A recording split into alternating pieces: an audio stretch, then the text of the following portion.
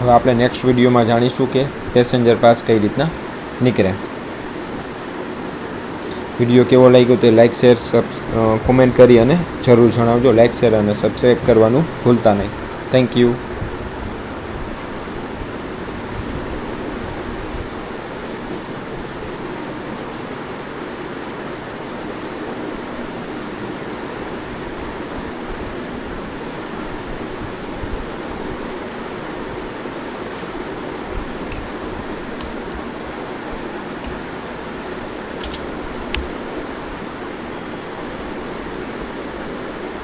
Hello મિત્રો, આજના વિડીયોમાં આપણે જાણીશું કે પેસેન્જર પાસ કઈ રીતના નીકાળવો ઘરે બેઠા બેઠા.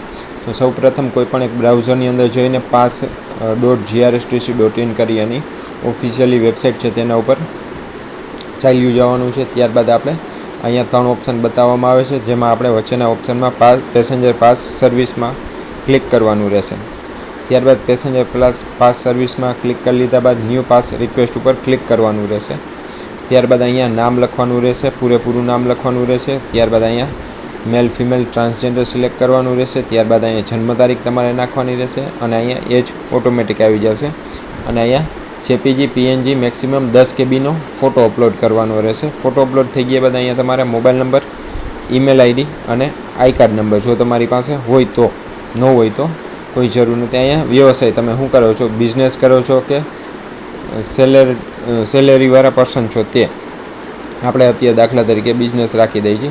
તમે કેટલું ભણેલા છો તે અહીંયા તમારે સિલેક્ટ કરવાનું રહેશે. અહીંયા સંસ્થાનું નામ, જે જગ્યાએ તમે નોકરી કરો છો અથવા જે તમારો વ્યવસાય છે, બિઝનેસ છે, તેનું અહીંયા નામ લખવાનું રહેશે અને અહીંયા સંસ્થાનું સરનામું લખવાનું રહેશે. ત્યારબાદ અહીંયા સરનામું લખવાનું રહેશે તમારું પોતાનું. ત્યારબાદ અહીંયા તમે કઈ જગ્યાએથી ચડશો અને કઈ જગ્યાએ ઉતરશો તે લખવાનું રહેશે. અહીંયા એ પ્રમાણે તમારો રૂટ નક્કી થશે કે આ બસ કે આ બસ કે આ બસ, એ તમારે જ સિલેક્ટ કરવાનું રહેશે.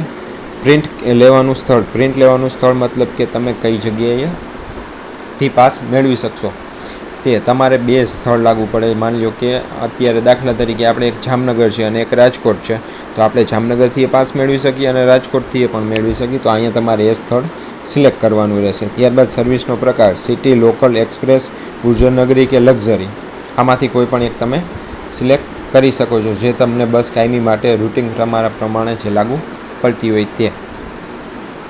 પછી અહીંયા આવશે તમારે ક્યારથી પાસ તમારે જોઈ છે અને ક્યાં સુધી જોઈ છે તે અહીંયા સિલેક્ટ કરી શકો છો.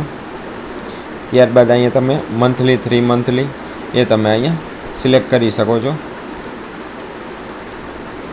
30 દિવસનો અહીંયા મંથલી તમે સિલેક્ટ કરશો એટલે 30 દિવસનો, આમાં મોટા ભાગે 30 દિવસનો જ બતાવે છે. આમાં આઈ કાર્ડની ફી જે છે એ આમાં 20 રૂપિયા લાગવામાં આવશે. સ્ટુડન્ટ પાસ હોય તો 5 રૂપિયા એ રીતના લાગશે.